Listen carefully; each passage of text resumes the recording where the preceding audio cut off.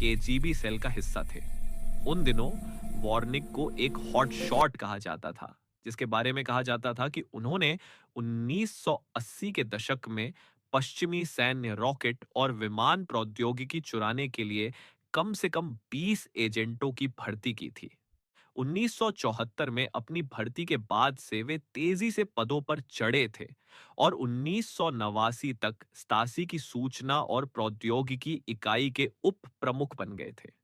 Putin के साथ काम करने वाले एक व्यक्ति के अनुसार पुतिन को ज्यादातर ड्रेसडेन के ऐतिहासिक केंद्र में एमटोर एमटोर नामक एक छोटे मंद रोशनी वाले बार में घूमना पसंद था, जो उनके केजीबी आधार से कुछ ही दूरी पर था, जहां वे अपने कुछ एजेंटों से मिलते थे। ऑन परेशनों के लिए मुख्य शिकार स्थलों में से एक एल्बे के तट पर स्थित बेलेव्यू होटल बेलव्यू होटल था।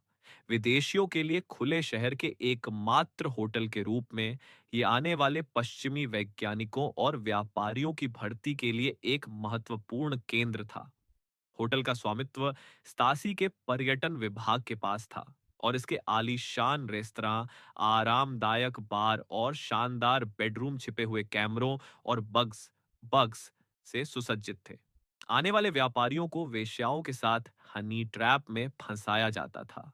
उनके कमरों में उनका वीडियो बनाया जाता था और फिर उन्हें पूर्व के लिए काम करने के लिए ब्लैकमेल किया जाता था।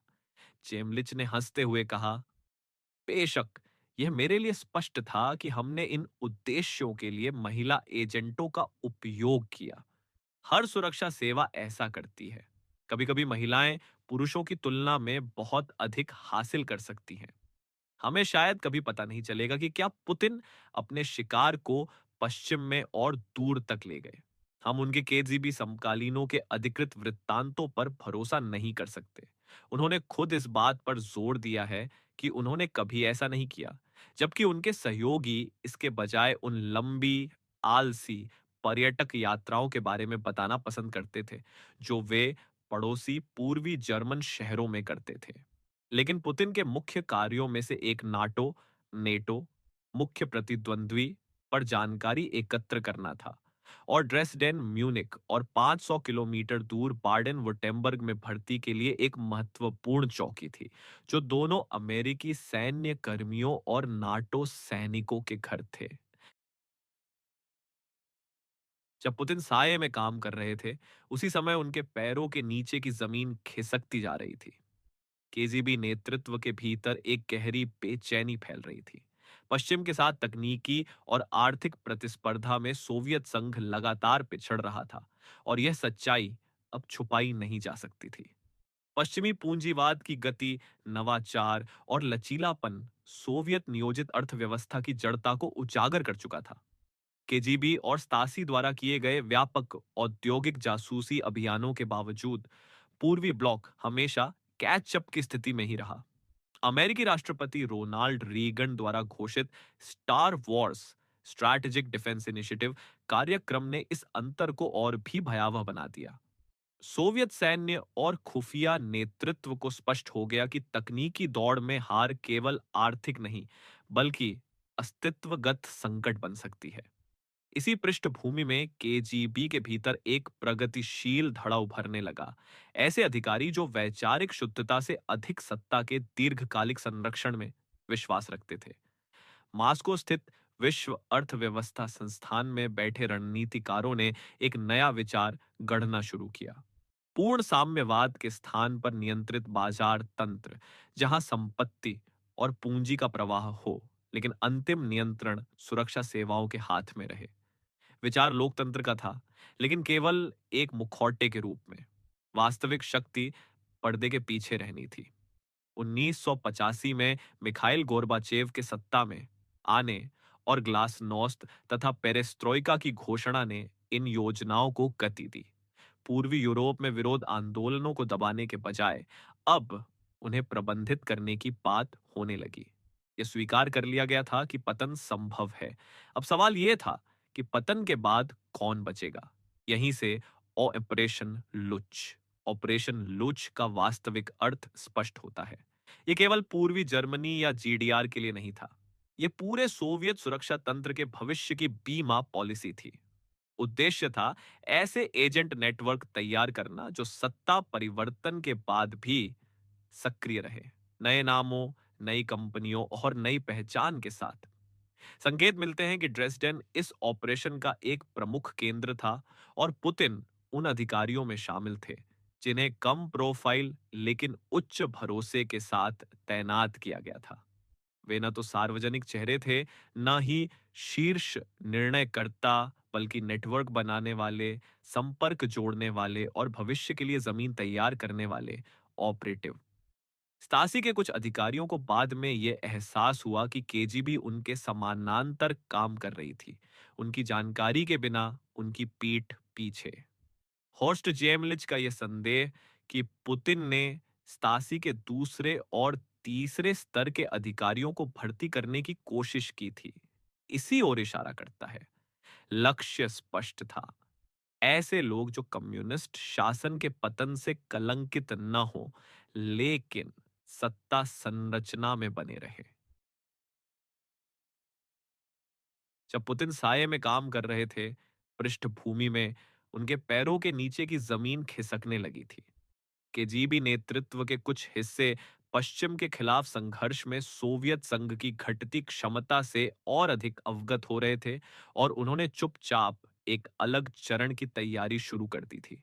सोवियत खजाना खाली हो रहा था और पश्चिमी तकनीक प्राप्त करने की लड़ाई में केजीबी और स्टासी के व्यापक प्रयासों के बावजूद पूर्वी ब्लॉक हमेशा पीछे था, हमेशा पकड़ने की कोशिश कर रहा था और पश्चिम की तकनीक से और अधिक पिछड़ता जा रहा था। एक ऐसे युग में जब अमेरिकी राष्ट्रपति रोनाल्ड रीगन ने तथाकथित स्टार वॉर्स प्रणाली बनाने की एक नई पहल की घोषणा की थी, जो संयुक्त राज्य अमेरिका को परमाणु मिसाइल हमले से बचाएगी। सोवियत ब्लॉक ने पश्चिमी तकनीक को सुरक्षित करने में और भी अधिक प्रयास किए, केवल यह और अधिक महसूस करने के लिए कि वे कितने पीछे थे। 80 के दशक की शुरुआत से केजीबी के कुछ प्रगतिशील सदस्य एक तरह के परिवर्तन पर काम कर रहे थे। मास्को में विश्व अर्थव्यवस्था संस्थान में बैठे हुए उन्होंने उन सुधारों पर काम करना शुरू किया जो प्रतिस्पर्धा पैदा करने के लिए सोवियत अर्थव्यवस्था में बाजार के कुछ तत्वों को पेश कर सके, फिर भी समग्र नियंत्रण बनाए रख सके। जब मिखाइल गोर्बाचेव ने 1985 में कम्युनिस्ट पार्टी के महासचिव के रूप में कार्यभार संभाला, तो इन विचारों को गति मिली। गोर्बाचेव ने ग्लासनोस्त ग्लासनोस्ट और पेरेस्ट्रोइका के राजनीतिक और आर्थिक सुधार शुरू किए, जिनका उद्देश्य देश की राजनीतिक और आर्थिक व्यवस्था पर नियंत्रण को धीरे धीरे ढीला करना था। पूरे पूर्वी ब्लॉक में कम्युनिस्ट शासकों के दमन के खिलाफ विरोध का मूड बढ़ रहा था और गोरबाचेव ने वार्सो पैक्ट के अपने सहयोगियों पर इसी तरह के सुधार करने के लिए दबाव डाला, जो जीवित रहने और नाराजगी और असंतोष की लहर से आगे रहने का एकमात्र तरीका था। ये जानते हुए कि पतन फिर भी हो सकता है, केजीबी के कुछ प्रगतिशील लोगों ने गिरावट की तैयारी शुरू कर दी। जैसे कि आने वाले समय को भांपते हुए 1986 में स्टासी के सम्मानित जासूस प्रमुख मार्कस वुल्फ ने इस्तीफा दे दिया, जिससे पूर्वी जर्मनी की डरावनी विदेशी खुफिया इकाई हॉप्टवर वाल टुंग ऑफ क्लरुंग एचवीए पर उनका शासन समाप्त हो गया, जहां 30 से अधिक वर्षों तक उन्होंने स्टासी के लिए निर्दयता से अभियान चलाए थे। वे एजेंटों को अपने लिए काम करने हेतु ब्लैकमेल और जबरदस्ती करने के लिए मानवीय कमजोरियों का निरंतर लाभ उठाने की अपनी क्षमता के लिए जाने जाते थे। उनकी निगरानी में एचवीए ने पश्चिम जर्मन सरकार में गहराई तक पैठ बना ली थी और सीआईए के लिए काम करने वाले कई एजेंटों को अपनी ओर कर लिया था। लेकिन अब उन्होंने किसी तरह अचानक वह सब छोड़ दिया था। आधिकारिक तौर पर वे अपने भाई कोनराड को मास्को में उनके बचपन के संस्मरण लिखने में मदद कर रहे थे, लेकिन पर्दे के पीछे वे भी बदलाव की तैयारी कर रहे थे। उन्होंने केजीबी में प्रगतिशील पेरेस्ट्रोइका गुट के साथ मिलकर काम करना शुरू किया। राजनीतिक व्यवस्था के क्रमिक उदारीकरण पर चर्चा करने के लिए अपने भव्य बर्लिन फ्लैट में गुप्त बैठकें की। जिन योजनाओं की उन्होंने बात की थी, वे उन ग्लासनोस्त सुधारों के समान थीं, जिन्हें गोर्बाचेव ने मास्को में शुरू किया था, जहां अनौपचारिक राजनीतिक आंदोलनों को धीरे-धीरे उभरने की अनुमति दी जा रही थी और मीडिया प्रतिबंधों में ढील दी जा रही थी। लेकिन भले ही बात लोकतंत्र और सुधार की थी, योजना हमेशा सुरक्षा सेवाओं के पर्दे के पीछे नियंत्रण में रहने की थी। बाद में पता चला कि वुल्फ पूरी तरह से गुप्त रूप से स्तासी के पैरोल पर बने रहे थे। उसी समय ड्रेसडेन में घटनाएं वो तेजी से बदल रही थी। 1989 की शरद ऋतु तक पूर्वी जर्मनी की सड़कों पर विरोध प्रदर्शन बढ़ते जा रहे थे। लाइप्जिग और बर्लिन में हजारों लोग साप्ताहिक मार्च में शामिल हो रहे थे और वे सिंध दस फुल्क, हम ही जनता हैं, के नारे गूंज रहे थे। स्तासी और केजीबी दोनों के भीतर घबराहट फैल रही थी। दशकों से जिस व्यवस्था को उन्होंने निर्दयता से लागू किया था, वह अब उनकी आंखों के सामने दरक रही थी। ड्रेसडेन में केजीबी के छोटे से दफ्तर में पुतिन और उनके कुछ सहयोगी बढ़ती भीड़ की रिपोर्टें मास्को भेज रहे थे। स्थानीय स्तासी कार्यालयों पर गुस्साई भीड़ का दबाव बढ़ रहा था। नवंबर 1989 में जब बर्लिन की दीवार गिरी, तो यह केवल एक प्रतीकात्मक घटना नहीं थी। यह पूरे सोवियत ब्लॉक के लिए एक झटका था। ड्रेसडेन में स्तासी मुख्यालय के बाहर प्रदर्शनकारी जमा होने लगे।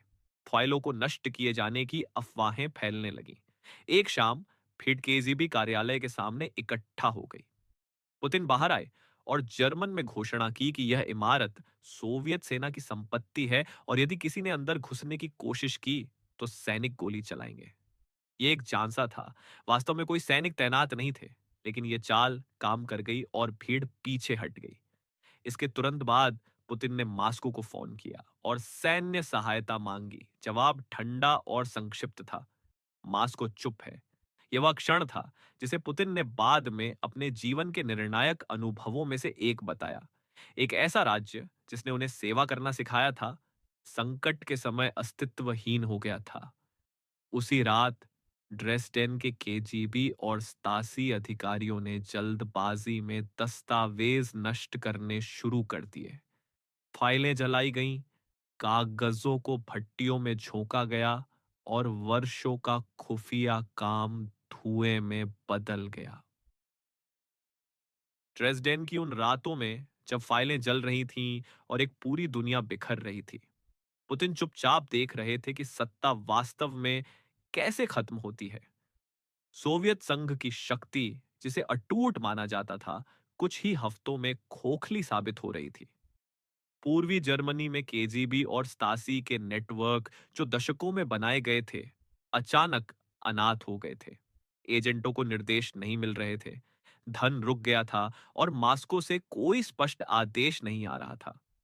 कुछ ही महीनों के भीतर केजीबी ने अपने अधिकारियों को पूर्वी जर्मनी से वापस बुलाना शुरू कर दिया। पुतिन 1990 की शुरुआत में सोवियत संघ लौट आए। वे एक ऐसी प्रणाली से बाहर आ रहे थे जो टूट चुकी थी, लेकिन उन्होंने उससे एक सबक गहराई से सीख लिया था। राज्य तभी जीवित रहता है जब वह कमजोर दिखने से इनकार करता है। उनके लिए 1989 का पतन लोकतंत्र की जीत नहीं था, बल्कि सत्ता के खो जाने की चेतावनी था। लेनिनग्राद लौटकर पुतिन ने खुद को एक बदली हुई दुनिया में पाया।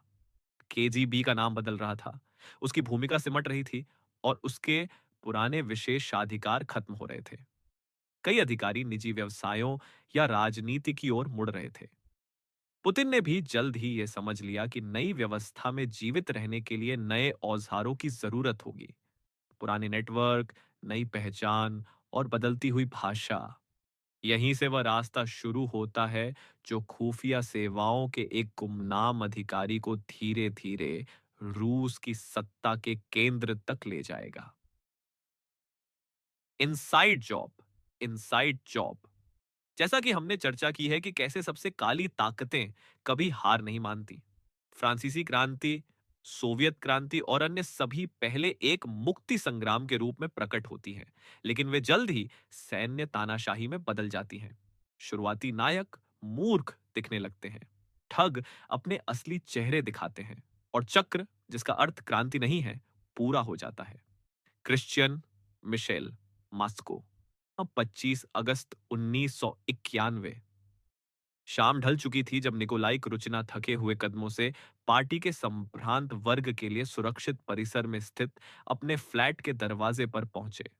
अभी 4 दिन पहले ही सोवियत सत्ता को बचाने की कोशिश कर रहे कम्युनिस्ट कट्टरपंथियों द्वारा किया गया तख्ता पलट का प्रयास विफल हो गया था, और अब जिन संस्थानों की क्रुचना ने जीवन भर सेवा की थी, उन्हें उनकी आंखों के सामने खत्म किया जा रहा था। एक रात पहले उन्होंने केंद्रीय समिति के अंतरराष्ट्रीय विभाग के शक्तिशाली प्रमुख वैलेंटीन फालिन के साथ उच्च स्तरीय बैठकें की थीं, और वे बेहद थके हुए लग रहे थे। टाउन के घर के बाहर तैनात केजीबी पहरेदार ने उनकी झुकी हुई नजर और बात करने की स्पष्ट अनिच्छा को महसूस किया था। इतना उन 4 छोटे दिनों में बदलाव बहुत तेजी से आए थे। सबसे पहले लोकतंत्र समर्थक रूसी नेता बोरिस येल्त्सिन ने सोवियत कम्युनिस्ट पार्टी को निलंबित करने और उसके दशकों के शासन को समाप्त करने के एक डिक्री पर हस्ताक्षर किए थे, जिसका सीधा प्रसारण किया गया था। तख्ता पलट के कट्टरपंथी नेताओं के खिलाफ येल्त्सिन के विद्रोही रुख ने उन्हें मजबूती से आगे कर दिया था। अब उन्होंने गोरबाचेव को भी पीछे छोड़ दिया था, यह तर्क देते हुए कि अवैध तख्ता पलट के लिए कम्युनिस्ट पार्टी दोषी थी। येल्त्सिन ने आदेश दिया कि मास्को के ओल्ड स्क्वायर पर स्थित पार्टी की केंद्रीय समिति के विशाल मुख्यालय को तुरंत सील कर दिया जाए। इसकी सैकड़ों कमरों की फाइलों में सोवियत संघ के विशाल वित्तीय साम्राज्य के रहस्य दबे थे। एक ऐसा नेटवर्क जिसमें हजारों प्रशासनिक इमारतें, होटल, विला और स्वास्थ्य केंद्र शामिल थे। साथ ही पार्टी के विदेशी मुद्रा, बैंक खाते और शासन के अंतिम दिनों में संयुक्त उद्यमों के रूप में स्थापित सैकड़ों, शायद हजारों विदेशी कंपनियां भी शामिल थीं। इन्हीं बैंक खातों और जुड़ी हुई फर्मों के माध्यम से विदेशों में कम्युनिस्ट पार्टी के रणनीतिक कार्यों और सहयोगी राजनीतिक दलों को वित्त पोषित किया गया था। यह पश्चिम के खिलाफ वर्चस्व के लिए सोवियत संघर्ष का इंजन कक्ष था। यही वह साम्राज्य था जिसे क्रुचेना ने 1983 से पार्टी के संपत्ति विभाग के प्रमुख के रूप में प्रशासित किया था। इसे अचानक सील किया जाना सब कुछ खो जाने का प्रतीक महसूस हो रहा था। उस रात क्रुचिना की पत्नी जल्दी सो गई, यह सोचकर कि उनके पति रात सोफे पर सोएंगे। लेकिन अगली सुबह एक दस्तक ने उनकी नींद खोल दी। वह केजीबी पहरेदार था। उसे बताया गया कि उसके पति 7वीं मंजिल के फ्लैट की खिड़की से गिरकर मर गए हैं। 3, वहां संघर्ष के कोई स्पष्ट संकेत नहीं थे, और पहरेदार ने कहा कि उसने क्रुचिना के शरीर के पास फुटपाथ पर पड़ा एक मुड़ा हुआ नोट पाया है। उसमें लिखा था, मैं कोई साजिश करता नहीं हूं, लेकिन मैं एक डरपोक हूं। कृपया सोवियत जनता को यह बता दें। 4 केजीबी ने तुरंत उनकी मृत्यु को आत्महत्या घोषित कर दिया, लेकिन आज तक कोई नहीं जानता कि वास्तव में क्या हुआ था, या यदि वे जानते हैं तो बताने को तैयार नहीं है। जो लोग उन दिनों घटनाओं के केंद्र में थे, जैसे सोवियत स्टेट बैंक के प्रमुख विक्टर गेराशचेंको, वे एक रहस्यमयी स्पष्टीकरण देना पसंद करते हैं। वह गिर गए। केजीबी के विश्लेषणात्मक विभाग के तत्कालीन प्रमुख निकोलाई लियोनोव जैसे अन्य लोग इस बात पर जोर देते हैं कि क्रुचिना साम्राज्य के पतन के कारण पैदा हुए गहरे अवसाद के शिकार थे। 1 महीने से कुछ अधिक समय बाद संपत्ति विभाग के प्रमुख के रूप में क्रुचिना के पूर्ववर्ती के साथ भी ऐसा ही हुआ। 6 अक्टूबर की शाम को 81 वर्षीय जॉर्जी पावलोव अपने फ्लैट की खिड़की से गिरकर मर गए। इसे भी आत्महत्या दर्ज किया गया। पावलोव की मृत्यु के 11 दिन बाद पार्टी की वित्तीय मशीनरी के एक और उच्च पदस्थ सदस्य ने अपनी बालकनी से गिरकर जान दे दी। इस बार यह कम्युनिस्ट पार्टी के अंतरराष्ट्रीय विभाग के अमेरिकी अनुभाग प्रमुख दिमित्री लिसोवोलिक थे। इसे भी फिर से आत्महत्या ही बताया गया। इन तीनों पुरुषों को जोड़ने वाली कड़ी कम्युनिस्ट पार्टी की गुप्त वित्त पोषण प्रणालियों का अंतरंग ज्ञान था। Inside job. इन तीनों पुरुषों को जोड़ने वाली कड़ी कम्युनिस्ट पार्टी की गुप्त वित्तीय संरचनाओं का अंतरंग ज्ञान था। ऐसी संरचनाएं जो दशकों में बनाई गई थी और जिनका उद्देश्य केवल सोवियत व्यवस्था को चलाना नहीं, बल्कि उसके पतन की स्थिति में भी सत्ता और संपत्ति को सुरक्षित रखना था। अगस्त 1991 के बाद जब पार्टी मुख्यालय सील कर दिए गए और अभिलेखागारों पर छापे पड़ने लगे, यही ज्ञान सबसे बड़ा बोझ बन गया था। यल्तसिन की सरकार ने आधिकारिक रूप से घोषणा की कि कम्युनिस्ट पार्टी की संपत्ति को राज्य के अधीन कर लिया जाएगा। लेकिन समस्या यह थी कि पार्टी की संपत्ति केवल इमारतों और खातों तक सीमित नहीं थी। ये एक अंतरराष्ट्रीय जाल था। फ्रंट कंपनियां, संयुक्त उद्यम, ऑफशोर खाते और ऐसे ट्रस्ट जिनके लाभार्थी कागजों पर मौजूद ही नहीं थे। इनमें से कई व्यवस्थाएं शीत युद्ध के चरम पर बनाई गई थीं, जब पश्चिमी बैंकों और वकीलों को यह तक पता नहीं होता था कि वे किनके लिए काम कर रहे हैं। जैसे जैसे सोवियत संघ टूटने की ओर बढ़ा, पार्टी और केजीबी के भीतर एक अनकहा समझ बन गया। राज्य भले ही गिर जाए, लेकिन नेटवर्क को जीवित रहना था। यह नेटवर्क केवल पैसे का नहीं था, यह लोगों का, वफादारियों का और साझा रहस्यों का नेटवर्क था। जिन अधिकारियों को पता था कि पैसा कहाँ है और कैसे चलता है, वे अचानक सबसे खतरनाक गवाह बन गए। शायद यही कारण था कि अगस्त से अक्टूबर 1991 के बीच मास्को में खिड़कियों से गिरने की घटनाएं एक डरावना पैटर्न बनाने लगी। आधिकारिक तौर पर यह व्यक्तिगत त्रासदियां ही थी। अनौपचारिक रूप से ये एक चेतावनी थी। इसी उथल-पुथल के बीच एक और समानांतर प्रक्रिया चल रही थी। सोवियत सुरक्षा सेवाओं के कुछ हिस्से, खास तौर पर केजीबी के विदेशी खुफिया और आर्थिक विश्लेषण से जुड़े अधिकारी, तेजी से खुद को नई वास्तविकता के अनुरूप ढाल रहे थे। वे समझ चुके थे कि खुली विचारधारा खत्म हो चुकी है, लेकिन शक्ति के उपकरण अब भी उनके हाथ में है। जरूरत केवल नाम, संरचना और भाषा बदलने की थी।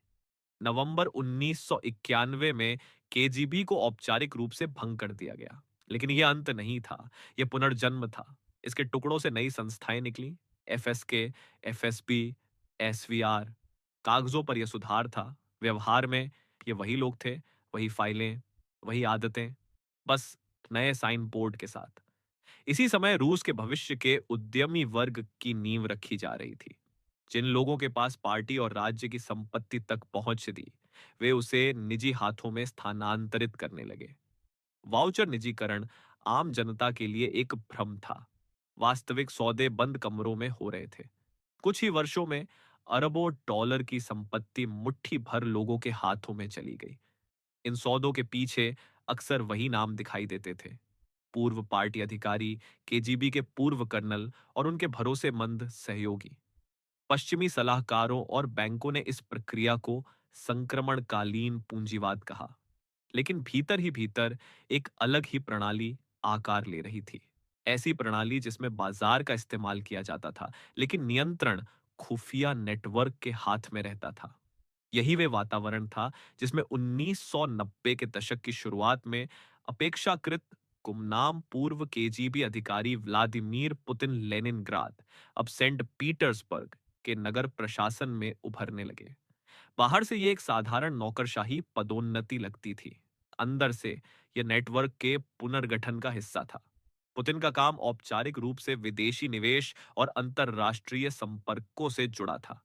अनौपचारिक रूप से वे पुराने संपर्कों को नए ढांचों में पिरो रहे थे, व्यापार के नाम पर, शहर के नाम पर, लेकिन असल में सत्ता के भविष्य के लिए।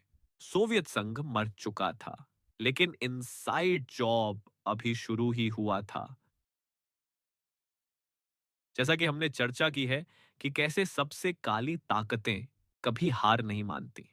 फ्रांसीसी क्रांति, सोवियत क्रांति और अन्य सभी पहले एक मुक्ति संग्राम के रूप में प्रकट होती हैं, लेकिन वे जल्द ही सैन्य तानाशाही में बदल जाती हैं। शुरुआती नायक मूर्ख दिखने लगते हैं, ठग अपने असली चेहरे दिखाते हैं और चक्र जिसका अर्थ क्रांति नहीं है, पूरा हो जाता है। क्रिश्चियन मिशेल मास्को 25 अगस्त 1991 शाम ढल चुकी थी जब निकोलाई क्रूचिना थके हुए कदमों से पार्टी के संभ्रांत वर्ग के लिए सुरक्षित परिसर में स्थित अपने फ्लैट के दरवाजे पर पहुंचे। अभी 4 दिन पहले ही सोवियत सत्ता को बचाने की कोशिश कर रहे कम्युनिस्ट कट्टरपंथियों द्वारा किया गया तख्ता पलट का प्रयास विफल हो गया था। और अब जिन संस्थानों की कृचना ने जीवन भर सेवा की थी, उन्हें उनकी आंखों के सामने खत्म किया जा रहा था। एक रात पहले उन्होंने केंद्रीय समिति के अंतरराष्ट्रीय विभाग के शक्तिशाली प्रमुख वैलेंटीन फालिन के साथ उच्च स्तरीय बैठकें की थी और वे बेहद थके हुए लग रहे थे। उनके घर के बाहर तैनात केजीबी पहरेदार ने उनकी झुकी हुई नजर और बात करने की स्पष्ट अनिच्छा को महसूस किया था। उन 4 छोटे दिनों में बदलाव बहुत तेजी से आए थे। सबसे पहले लोकतंत्र समर्थक रूसी नेता बोरिस येल्त्सिन ने सोवियत कम्युनिस्ट पार्टी को निलंबित करने और उसके दशकों के शासन को समाप्त करने के एक डिक्री पर हस्ताक्षर किए थे, जिसका सीधा प्रसारण किया गया था। तख्ता पलट के कट्टरपंथी नेताओं के खिलाफ येल्त्सिन के विद्रोही रुख ने उन्हें मजबूती से आगे कर दिया था। अब उन्होंने गोरबाचेव को भी पीछे छोड़ दिया था, यह तर्क देते हुए कि अवैध तख्ता पलट के लिए कम्युनिस्ट पार्टी दोषी थी। यल्तसिन ने आदेश दिया कि मास्को के ओल्ड स्क्वायर पर स्थित पार्टी की केंद्रीय समिति के विशाल मुख्यालय को तुरंत सील कर दिया जाए। इसकी सैकड़ों कमरों की फाइलों में सोवियत संघ के विशाल वित्तीय साम्राज्य के रहस्य दबे थे। एक ऐसा नेटवर्क जिसमें हजारों प्रशासनिक इमारतें, होटल, विला और स्वास्थ्य केंद्र शामिल थे। साथ ही पार्टी के विदेशी मुद्रा, बैंक खाते और शासन के अंतिम दिनों में संयुक्त उद्यमों के रूप में स्थापित सैकड़ों, शायद हजारों विदेशी कंपनियां भी शामिल थीं। इन्हीं बैंक खातों और जुड़ी हुई फर्मों के माध्यम से विदेशों में कम्युनिस्ट पार्टी के रणनीतिक कार्यों और सहयोगी राजनीतिक दलों को वित्त पोषित किया गया था।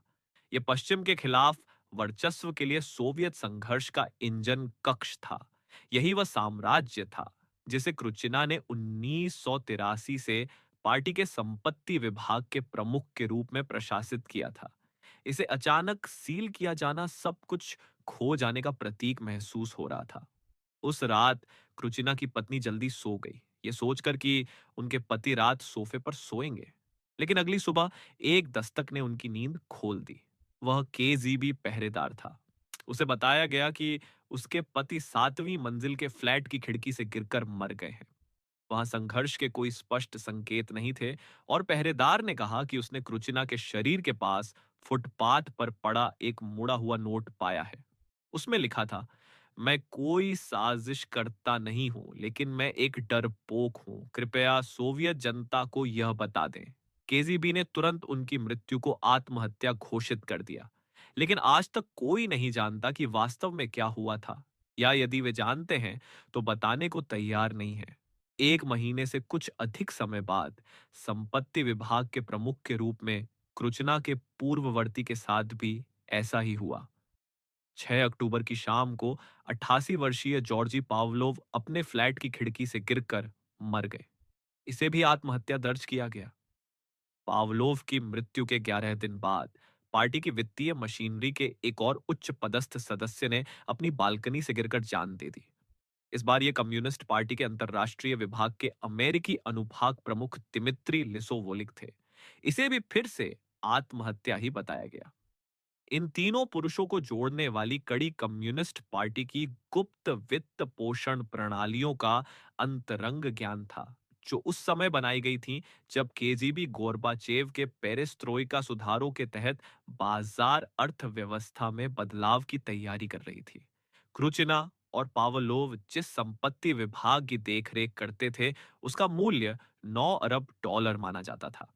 पश्चिमी विशेषज्ञों ने इसकी विदेशी जोत होल्डिंग्स का अनुमान इससे कई गुना अधिक लगाया था। लेकिन कम्युनिस्ट पार्टी के पतन के पहले कुछ दिनों में रूस के नए शासक यह जानकर हैरान रह गए कि पार्टी का खजाना लगभग खाली था। अफवाहें उड़ी के अधिकारियों ने क्रुचिना की देखरेख में शासन के अंतिम वर्षों में जल्दबाजी में स्थापित विदेशी संयुक्त उद्यमों के माध्यम से अरबों रूबल और अन्य मुद्राओं को निकाल लिया था। रूसी अभियोजक, जिन्हें मूल रूप से येल्त्सिन ने अगस्त के तख्ता पलट के प्रयास में कम्युनिस्ट पार्टी की भूमिका की जांच करने का आदेश दिया था, उन्हें जल्द ही यह जांचने के लिए निर्देशित किया गया कि पार्टी के धन का क्या हुआ। हालांकि येल्त्सिन ने ओल्ड स्क्वायर पर केंद्रीय समिति के कार्यालयों को सील करने का आदेश दिया था, लेकिन अंतरराष्ट्रीय विभाग के प्रमुख वैलेंटीन फालिन ने तुरंत अपने अधीनस्थों को दस्तावेजों को नष्ट करना शुरू करने का आदेश दिया। अभिलेखागार आर्काइव्स में जो कुछ था, वह कम्युनिस्ट शासन के अपराधों और सबसे महत्वपूर्ण रूप से छिपाए गए धन का रोड मैप प्रदान कर सकता था। सबसे शीर्ष गुप्त अभियान कमरा नंबर 516 से चलाए जाते थे, जिसमें अंतरराष्ट्रीय विभाग का पार्टी तकनीक के लिए विशेष अनुभाग था।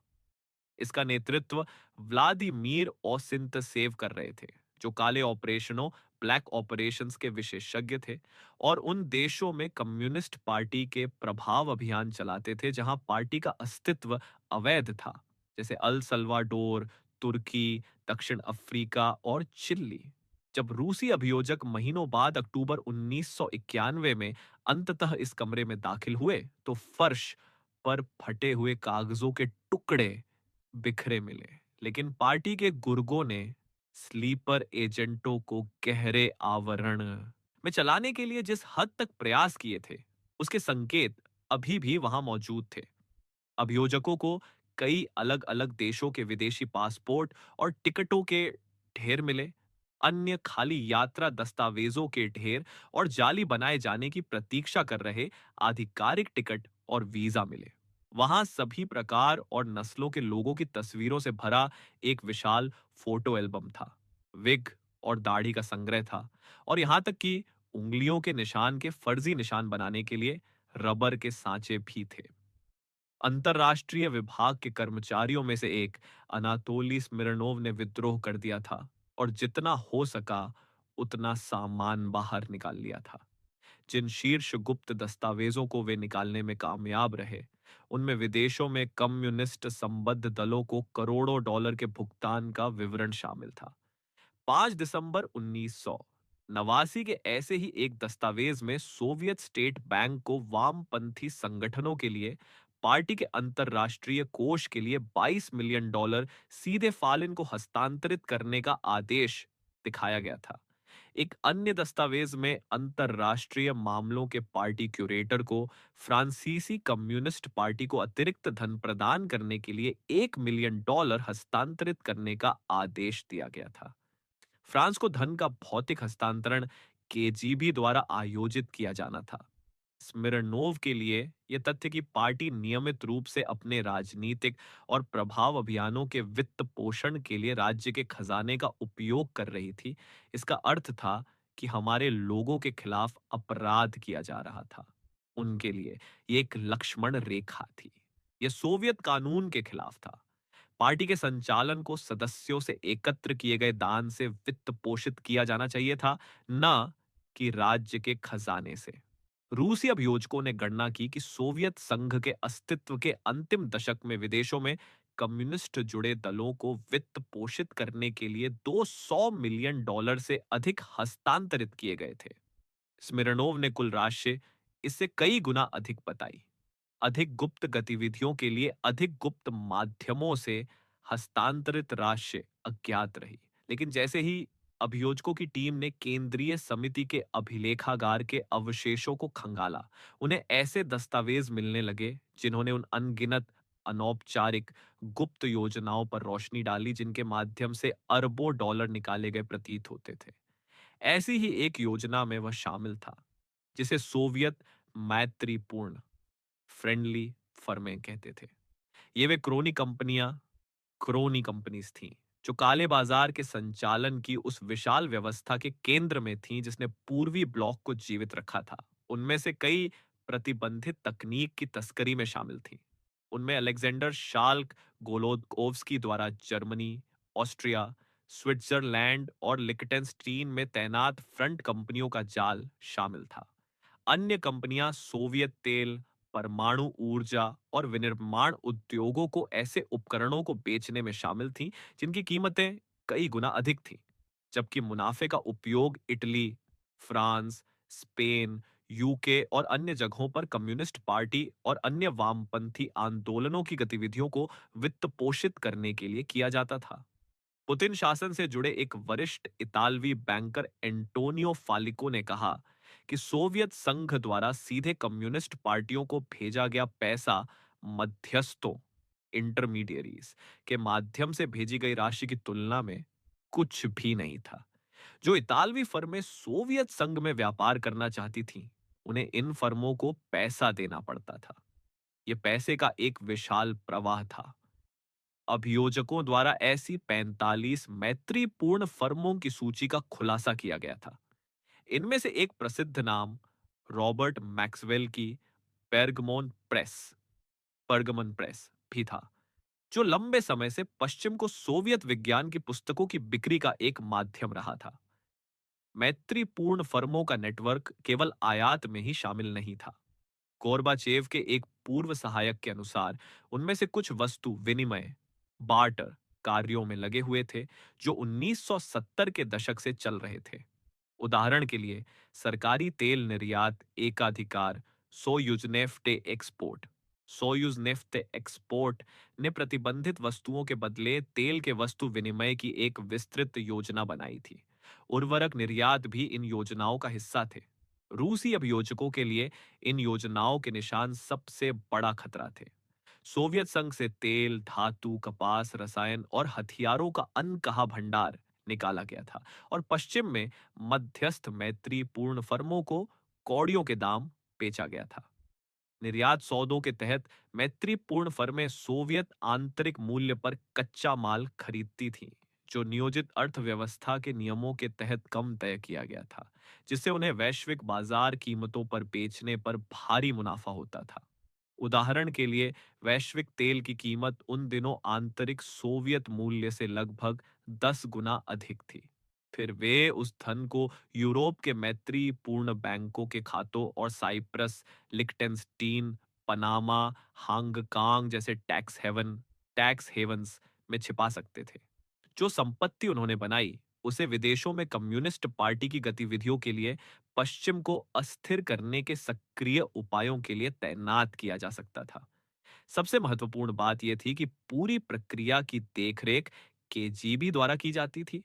सोवियत शासन के अंतिम वर्षों में संसाधनों की निकासी में तेजी आई थी। बाद में सोवियत सैन्य खुफिया विभाग के आर्थिक विश्लेषण के पूर्व प्रमुख विटाली श्लीकोव ने दावा किया कि सोवियत संघ के कच्चे माल के विशाल सैन्य भंडार का एक बड़ा हिस्सा एल्यूमीनियम, तांबा, स्टील, टाइटेनियम और अन्य धातुओं के वास्तविक पहाड़, जो सोवियत सैन्य मशीन को आने वाले दशकों तक चलाने के लिए रखे गए थे, सोवियत पतन के समय तक तेजी से कम हो रहे थे। अभियोजकों को हालांकि केवल जानकारी के टुकड़े ही मिले। कच्चे माल के सौदों ने शायद ही कोई निशान छोड़ा था, लेकिन जैसे ही उन्होंने मलबे और विनाश को खोजा, फर्श पर कटे हुए कागजों के ढेर के बीच अभियोजकों को एक महत्वपूर्ण दस्तावेज मिला, जो कम्युनिस्ट शासन के अंतिम वर्षों में क्या हुआ था इसकी एक आंशिक कुंजी प्रदान करता प्रतीत हो रहा था। यह 23 अगस्त 1990 का एक मेमो था, जिस पर गोर्बाचेव के उप महासचिव व्लादिमीर इवाश्को के हस्ताक्षर थे और इसमें कम्युनिस्ट पार्टी के लिए एक अदृश्य अर्थव्यवस्था, इनविजिबल इकोनॉमी बनाने का आदेश दिया गया था। शीर्ष पार्टी नेतृत्व ने स्पष्ट रूप से महसूस कर लिया था कि उसे फर्मों और संयुक्त उद्यमों का एक ऐसा नेटवर्क बनाने की तत्काल आवश्यकता है जो पार्टी के वित्तीय हितों की रक्षा करेगा और उन्हें छिपाएगा। पार्टी को मित्रों द्वारा संचालित अंतरराष्ट्रीय फर्मों की पूंजी में अपने विदेशी मुद्रा संसाधनों का निवेश करना था। इन फंडों और व्यावसायिक संघों के न्यूनतम दृश्य लिंक होने वाले थे, एक और भी अधिक महत्वपूर्ण दस्तावेज निकोलाई क्रुचिना के अपार्टमेंट में मिला था। जब जांचकर्ता उनकी मृत्यु के बाद पहुंचे तो उन्हें उनकी मेज पर एक फाइल मिली। उसके अंदर ऐसे दस्तावेज थे जो शासन के लिए धन का प्रबंधन करने वाले प्रॉक्सीज के एक विशाल नेटवर्क की ओर इशारा करते थे। कथित तौर पर मिले दस्तावेजों में से एक में पार्टी सदस्य का नाम, पार्टी नंबर और हस्ताक्षर के लिए जगह खाली छोड़ी गई थी, जो एक विश्वसनीय प्रॉक्सी, एक डोवेरेनोए लिट्सो या पार्टी के धन और संपत्ति का संरक्षक बनने के लिए हस्ताक्षर कर रहा था। शीर्ष पार्टी नेतृत्व ने स्पष्ट रूप से महसूस कर लिया था कि उसे फर्मों और संयुक्त उद्यमों का एक ऐसा नेटवर्क बनाने की तत्काल आवश्यकता है जो पार्टी के वित्तीय हितों की रक्षा करेगा और उन्हें छिपाएगा। पार्टी को मित्रों मनोन द्वारा संचालित अंतरराष्ट्रीय फर्मों की पूंजी में अपने विदेशी मुद्रा संसाधनों का निवेश करना था। इन फंडों और व्यावसायिक संघों के न्यूनतम दृश्य लिंक होने वाले थे। एक और भी अधिक महत्वपूर्ण दस्तावेज निकोलाई क्रुचिना के अपार्टमेंट में मिला था। जब जांचकर्ता उनकी मृत्यु के बाद पहुंचे तो उन्हें उनकी मेज पर एक फाइल मिली। उसके अंदर ऐसे दस्तावेज थे जो शासन के लिए धन का प्रबंधन करने वाले प्रॉक्साइज के एक विशाल नेटवर्क की ओर इशारा करते थे।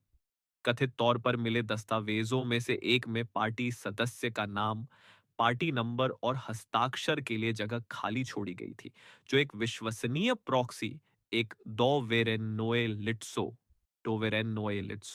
या पार्टी के धन और संपत्ति का संरक्षक बनने के लिए हस्ताक्षर कर रहा था। अभियोजकों ने यह समझने के लिए संघर्ष किया कि इस दस्तावेज का क्या अर्थ हो सकता है। पार्टी नेतृत्व और पार्टी अभिजात वर्ग के अन्य सदस्यों में से बहुत कम लोगों ने कुछ भी खुलासा किया। अधिकांश ने दावा किया कि वे ऐसी किसी भी योजना से अनजान थे, लेकिन अभियोजकों की टीम तब भाग्यशाली रही जब वे केजीबी के विदेशी खुफिया निदेशालय के एक पूर्व कर्नल लियोनिद वेसेलोव्स्की के संपर्क में आए।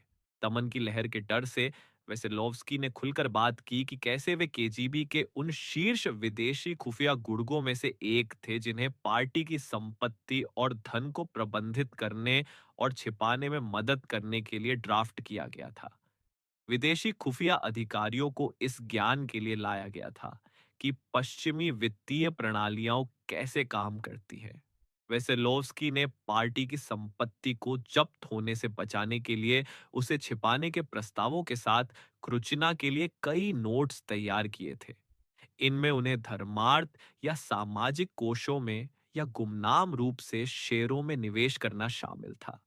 इस प्रक्रिया का नेतृत्व केजीबी को करना था। उन्होंने लिखा, यह नियंत्रण बनाए रखते हुए पार्टी की भागीदारी को छिपाने के लिए अन्य क्षेत्रों में स्थानांतरित किया जा सकता है।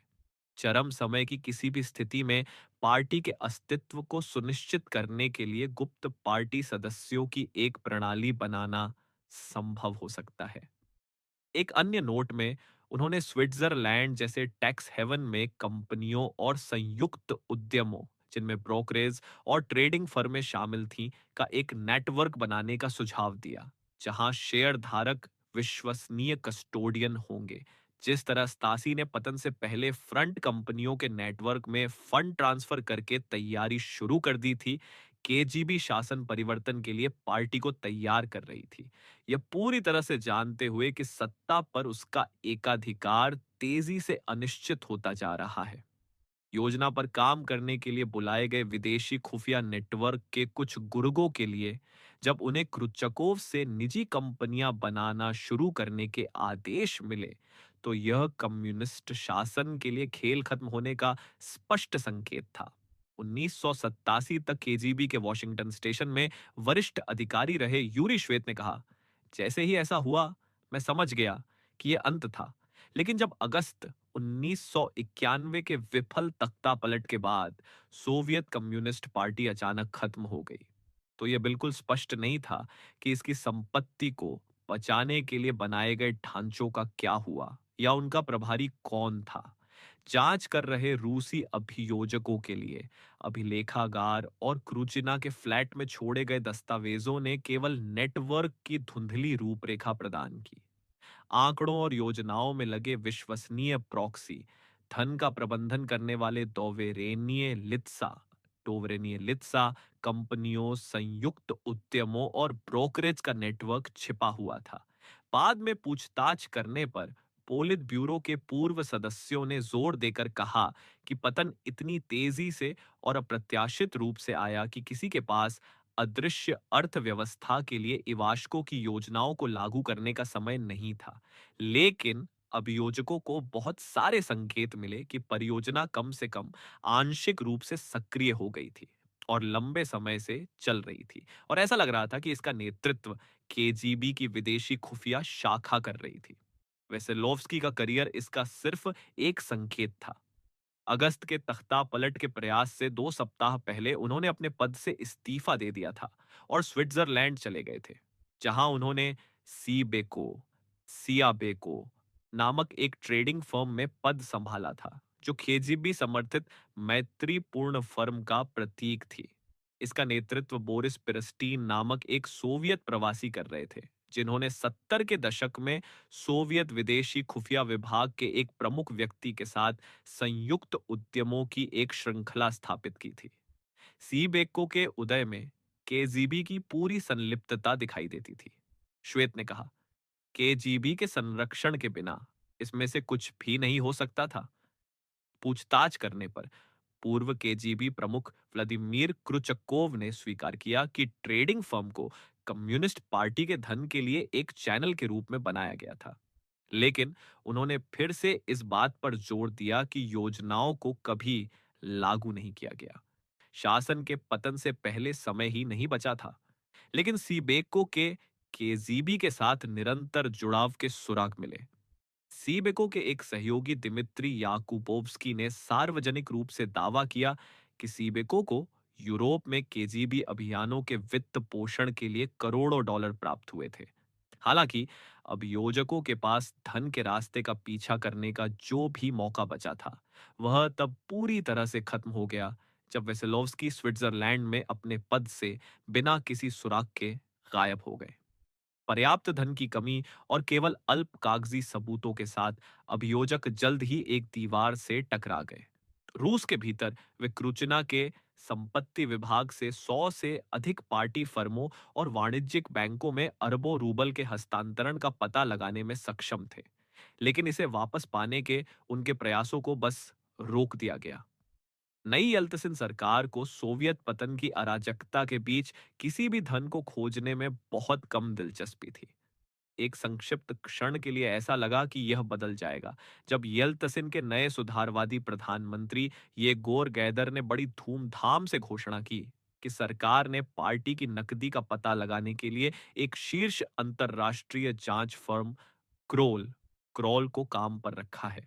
लेकिन 1 करोड़ 50 लाख डॉलर के अनुबंध और गायब पार्टी फंडों के लिए दुनिया भर में 1 साल की खोजबीन के बाद क्रोल ने अभियोजकों की तुलना में भी कम प्रगति की थी। जाहिर तौर पर रिपोर्ट करने के लिए कुछ भी नहीं था। प्योत्र एवेन ने कहा, उन्हें कुछ नहीं मिला। समस्या यह थी कि सरकार नहीं चाहती थी कि धन मिले। क्रोल के काफी हद तक खाली हाथ लौटने का कारण यह था कि उसे रूसी सरकार से कोई सहायता प्राप्त नहीं हुई थी। फर्म को रूसी अभियोजकों के साथ काम करने से रोक दिया गया था। जांच पर काम करने वाले क्रोल के पूर्व अध्यक्ष टॉमी हेल्सबी ने कहा, रूसी सरकार हमारे द्वारा कुछ भी खोजने में रुचि नहीं रखती थी, इसलिए हमें कुछ नहीं मिला। सरकार केवल एक प्रेस कॉन्फ्रेंस में हमारे नाम का उपयोग करना चाहती थी। वह केवल यह आभास देना चाहती थी कि वास्तविक खोज चल रही है। कार्य इस तथ्य से और भी कठिन हो गया था कि सीधे बैंक हस्तांतरण के बजाय सोवियत संघ की अधिकांश संपत्ति कच्चे माल के व्यापार के माध्यम से सीबेको जैसी मैत्रीपूर्ण फर्मों के माध्यम से हस्तांतरित की गई थी। हेल्सबी ने कहा कि इन व्यापारों में एक और बड़ा ऑपरेटर जिनेवा स्थित ग्लेनकोर के संस्थापक मार्क रिच थे। केजीबी के जिन विदेशी खुफिया गुर्गों ने इस योजना के निर्माण के पीछे हाथ रखा था, अब उनके पास ही छिपी हुई संपत्ति की चाबियां थीं। हेल्सबी ने कहा, अंत में जब सोवियत संघ ढह गया, जब संगीत बंद हो गया, तो ये केजीबी पुरुष ही वे लोग थे जो जानते थे कि पैसा कहाँ है। लेकिन तब तक वे एक गैर मौजूद सोवियत राज्य के कर्मचारी थे। उनमें से कुछ हालांकि बने रहे। केजीबी के विदेशी खुफिया नेटवर्क के टुकड़ों को सुरक्षित रखा जा रहा था। हेल्सबी ने कहा कि अराजकता के बीच पर्दे के पीछे उनमें से कुछ ने केजीबी के लिए धन का प्रबंधन करना जारी रखा। जिस रात निकोलाई क्रुचिना की गिरकर मौत हुई, वह वही रात थी जब कम्युनिस्ट पार्टी की संपत्ति एक नए अभिजात वर्ग को हस्तांतरित की गई थी और उसका एक हिस्सा केजीबी के विदेशी खुफिया गुर्गों के पास चला गया था।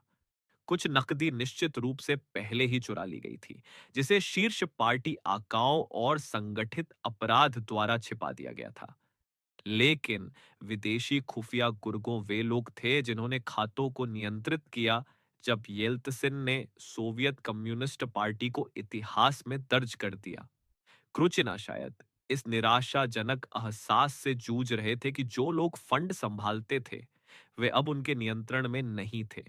समान रूप से उन्हें उन्हीं लोगों द्वारा मौत के घाट उतार दिया गया हो सकता है, ताकि यह सुनिश्चित किया जा सके कि वे कभी बता ना पाएं। येल्त्सिन के पूर्व प्रवक्ता और पार्टी की चोरी की गई संपत्ति की जांच करने वाले पत्रकार पावेल वोश्चनोव ने कहा, क्रूचिना सबसे अधिक संभवतः इस बात से डरे हुए थे कि उनसे पूछा जा सकता है कि पूरी संपत्ति कहां गई। क्रूचिना ने आदेश दिए थे, लेकिन अब वे नहीं जानते थे कि वह सब कहां है। राज्य नष्ट हो रहा था, केजीबी नष्ट हो रही थी और पहले से ही कोई नहीं जानता था कि ये केजीबी वाले कहां थे और वे कौन थे। गायब पार्टी संपत्ति के लिए अभियोजकों की खोज की कहानी पतन की उथल पुथल में तेजी से भुला दी गई।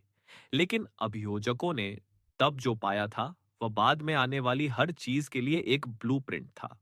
तस्करी की योजनाएं, मैत्रीपूर्ण फर्में और विश्वसनीय कस्टोडियन व मॉडल बन गए, जिस पर पुतिन शासन और उसके प्रभाव अभियान चलाए जाने वाले थे।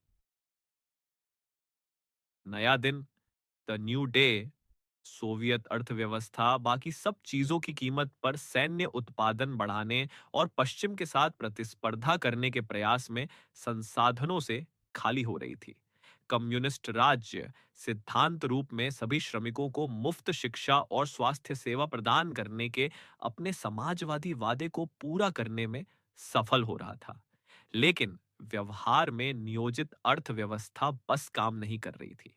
इसके बजाय एक भ्रष्ट व्यवस्था थी जिसके तहत आम लोग, जिनकी रक्षा कम्युनिस्ट राज्य को करनी थी, बड़े पैमाने पर गरीबी में रहते थे। कम्युनिस्ट राज्य भ्रष्ट व्यापारिक योजनाओं के लिए प्रचुर मात्रा में प्राकृतिक संसाधनों तक पहुंच सकता था, लेकिन वह प्रतिस्पर्धी उपभोक्ता वस्तुओं के उत्पादन के लिए हल्के उद्योग को विकसित करने में विफल हो रहा था। वहां कोई निजी स्वामित्व नहीं था या लाभ क्या होता है, इसकी कोई समझ भी नहीं थी। उपभोक्ता वस्तुओं की कीमतें अविश्वसनीय रूप से निम्न स्तर पर तय की गई थी, लेकिन इस कारण से हर चीज की तीव्र कमी थी। ब्रेड, सॉसेस और अन्य खाद्य पदार्थों से लेकर कार, टेलीविजन, रेफ्रिजरेटर और यहां तक कि अपार्टमेंट तक। कमियों का मतलब था कतारें और राशनिंग, कभी-कभी महीनों तक। सोवियत नौकरशाही की अत्यधिक शक्ति ने व्यवस्था में भ्रष्टाचार को बहुत गहराई से बना दिया था, जबकि इन स्थितियों में काला बाजार पनपा।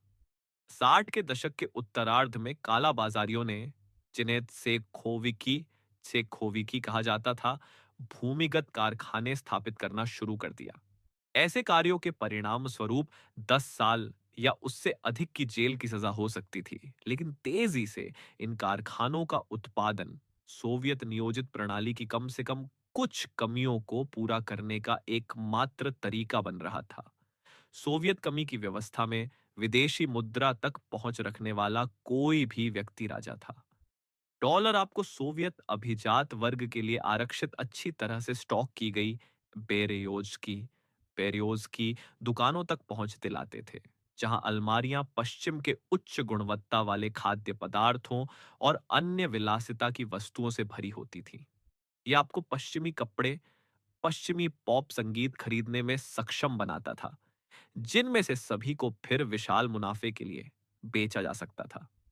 पूर्व केजीबी गुर्गे यूरी श्वेत के अनुसार सोवियत अर्थव्यवस्था में कमी इतनी गहरी थी कि हर कोई बिकाऊ था। पिरामिड के शीर्ष पर 70 के दशक से ही पार्टी अभिजात वर्ग तस्करी और व्यापारिक योजनाओं से अपना हिस्सा ले रहा था। श्वेत ने कहा, सोवियत संघ एक जोड़ी जुराबें या जूते तक नहीं बना सका। सुरक्षा सेवा की विदेशी खुफिया विभाग के सदस्य ही थे, जिन्होंने सबसे स्पष्ट रूप से देखा कि व्यवस्था को बदलना होगा। वे ही थे जो यात्रा कर सकते थे और देख सकते थे कि पश्चिम में बाजार अर्थव्यवस्था कैसे काम करती है। शहर के दूसरी ओर 1980 के दशक की शुरुआत में विश्व अर्थव्यवस्था और अंतरराष्ट्रीय संबंध संस्थान IMEMO के अर्थशास्त्रियों के एक समूह ने उन सुधारों पर काम करना शुरू किया जो अर्थव्यवस्था पर सोवियत राज्य के एकाधिकार को ढीला करना शुरू कर सकते थे। उनमें रायर सिमोनियान और उनके डिप्टी एंड्रेई अकीमोव शामिल थे। अकीमोव एक विदेशी खुफिया गुर्गा थे जिन्हें बाद में वियना में सोवियत संघ के बैंक का प्रमुख बनाने के लिए भेजा गया था, और बाद में वे व्लादिमीर पुतिन के शासन के पीछे सबसे महत्वपूर्ण वित्त पोषकों में से एक बन गए। एंड्रोपोव के तहत अर्थशास्त्रियों की एक नई पीढ़ी को शिक्षित किया जा रहा था। 20 के दशक के येगोर गैदर ने उन दूरगामी बाजार सुधारों पर चर्चा की जिन्हें वे सोवियत ब्लॉक के अस्तित्व के लिए महत्वपूर्ण मानते थे। गैदर और उनके साथी प्योत्र एवेन दोनों ही सोवियत अभिजात वर्ग के केंद्र से थे। दोनों को नए रूस के बाजार सुधारों में अग्रणी भूमिका निभानी थी। पुतिन के करीबी केजीबी सहयोगी व्लादिमीर याकुनिन ने कहा, सभी बाजार सुधारक जो बाद में प्रमुखता से आए, गोरबाचेव से लेकर युवा सुधारकों तक, उनकी परवरिश एंड्रोपोव द्वारा बनाए गए संस्थानों में हुई थी। एक बार जब एंड्रोपोव ने नेता के रूप में कार्यभार संभाल लिया, तो केजीबी के प्रगतिशील गुटों ने उद्यमियों के एक नए वर्ग के निर्माण के साथ प्रयोग करना शुरू कर दिया, जो सोवियत नियोजित अर्थव्यवस्था की सीमाओं के बाहर काम करेंगे। उन्होंने काला बाजारियों से खोवीकी से शुरुआत की। वित्तीय प्रबंधक क्रिश्चियन मिशेल ने कहा, वास्तविक पेरेस्ट्रोइका एंड्रोपोव के तहत शुरू हुआ। काला बाजार के प्रति आंख मूंद लेने का संदेश दिया गया था। वे जानते थे कि देश अन्यथा व्यापक अकाल की ओर बढ़ रहा है। एक पूर्व वरिष्ठ रूसी सैन्य खुफिया गुर्गे एंटोन स्रिकोव ने सहमति व्यक्त की। एक काला बाजार का सचेत निर्माण किया गया था। केजीबी कनेक्शन और केजीबी के संरक्षण के बिना काला बाजार में काम करना असंभव था। जो व्यवस्था के भीतर भ्रष्टाचार के रूप में शुरू हुआ था, वह भविष्य की बाजार अर्थव्यवस्था के लिए केजीबी द्वारा तैयार की गई प्रयोगशाला बन गया। काला बाजार के प्रयोगों ने केजीबी से जुड़ी मैत्रीपूर्ण फर्मों के माध्यम से सोवियत संघ की विशाल संपत्ति के हस्तांतरण में अचानक तेजी का संकेत भी दिया। यह सोवियत राज्य की लूट की शुरुआत थी। ये केजीबी और संगठित अपराध के बीच एक पारस्परिक रूप से लाभकारी गठबंधन की भी शुरुआत थी, जो स्विट्जरलैंड में बोरिस पिरस्टीन की सीबेको, वियना में नॉर्डेक्स और न्यूयॉर्क तक फैली हुई थी। पुतिन जब ड्रेसडेन में थे, मास्को में केजीबी के प्रगतिशील लोग अपने बाजार प्रयोग के दूसरे चरण की शुरुआत कर रहे थे। उन्होंने कम्युनिस्ट यूथ लीग कॉमसोमोल कॉमसोमोल के रैंकों से अपने स्वयं के उद्यमी विकसित करना और बनाना शुरू किया। उनकी नजर जल्द ही मिखाइल खोदोरकोव्स्की पर पड़ी, जो 20 के दशक की शुरुआत में एक बेहद प्रेरित युवा मस्कोवाइट थे और अपने स्थानीय कोमसोमोल के उप प्रमुख बने थे। खोदोरकोव्स्की ने साइंटिफिक यूथ सेंटर NTTTM चलाने के एक महत्वाकांक्षी उपक्रम का नेतृत्व किया। उन्हें धन के एक संभावित विशाल स्रोत बेजनालिचिए बेजनालिचिए तक पहुंच दी गई। सोवियत संघ की नियोजित अर्थव्यवस्था में मुनाफा कुछ नहीं था, और राज्य के योजनाकारों द्वारा सब कुछ निर्धारित किया जाता था। कारखानों को केवल वेतन देने के लिए आवश्यक नकद रखने की अनुमति थी। जो उनके पास था, वह लेखांकन इकाइयां थीं, जिन्हें बेजनालिचिए या गैर नकद कहा जाता था। गोर्बाचेव के सुधारों के तहत एनटीटीएम को पेजनालिचिये को वास्तविक नकदी में बदलने की अनुमति दी गई। इसने भारी मात्रा में पूंजी का रास्ता खोल दिया और भारी मुनाफा पैदा किया।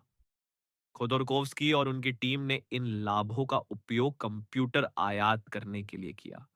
उनके कार्यों को केजीबी द्वारा स्थापित गुप्त व्यापारिक चैनलों का उपयोग करने की आवश्यकता थी। क्रिश्चियन मिशेल ने कहा, केजीबी के दो निदेशालय इसमें विशेष रूप से रुचि रखते थे। एक काला बाजार और आर्थिक अपराधों के लिए निदेशालय था और दूसरा विदेशी खुफिया विभाग था, क्योंकि उनके पास बहुत सारा पैसा था। वे जो कुछ भी उनके पास था उस पर बेहतर रिटर्न चाहते थे, इसलिए उन्होंने इसे खोदोरकोव्स्की जैसे लोगों को दिया और कहा, जाओ और खेलो। सैकड़ों युवा व्यवसायियों ने कोऑपरेटिव बनाना शुरू कर दिया। उनमें से सबसे सफल वे थे जिनके पास सबसे शक्तिशाली संबंध थे। कॉमसोमोल के ऐसे ही एक काला बाजारी मिखाइल फ्रिडमैन थे। उन्होंने अपने दोस्तों के साथ अल्फा फोटो बनाया, जो बाद में वस्तु व्यापार कमोडिटीज ट्रेड में विस्तार करने वाले बहुत कम ऑपरेटरों में से एक बन गया। इसे अल्फा इको नाम दिया गया और इसने स्विट्जरलैंड में अपनी जड़ें गहरी कर ली। केजीबी के संरक्षण के बिना इसमें से कुछ भी नहीं हो सकता था। कोऑपरेटिव पर कानून में एक छोटी सी पंक्ति ने वित्तीय या क्रेडिट व्यवसायों के निर्माण की अनुमति दी, दूसरे शब्दों में बैंकों के निर्माण की। खोदोरकोव्स्की ने मैनाटेप बैंक मैनाटेप बैंक पंजीकृत किया। सोवियत सेंट्रल बैंक ने मेनाटेप को विदेशी मुद्रा व्यापार करने के पहले लाइसेंसों में से एक दिया और जल्द ही बैंक विदेशों में भारी मात्रा में पैसा हस्तांतरित कर रहा था। विदेशी मुद्रा व्यापार के माध्यम से विदेशों में खातों में करोड़ों डॉलर के हस्तांतरण के द्वार खुल गए थे। गोर्बाचेव ने पहली बार 1989 की शुरुआत में संकेत दिया कि वे उस प्रक्रिया से डरे हुए थे जिसे उनके आर्थिक सुधारों ने शुरू किया था। उन्होंने कोऑपरेटिव के मालिकों की कमाई को सीमित करने का प्रस्ताव रखा, लेकिन प्रस्ताव को तत्काल प्रतिक्रिया का सामना करना पड़ा। अमीरी की दौड़ में पार्टी नेतृत्व की एकता स्वयं टूट रही थी। प्रगतिशील लोग एक एक करके बोरिस येल्तसिन को अपना समर्थन दे रहे थे। ओके, और केजीबी के सदस्य भी गुप्त रूप से उनमें शामिल हो गए। खुदोरकोव्स्की और उनकी टीम ने येल्तसिन के राष्ट्रपति चुनाव अभियान के हिस्से को वित्त पोषित किया। अगस्त 1991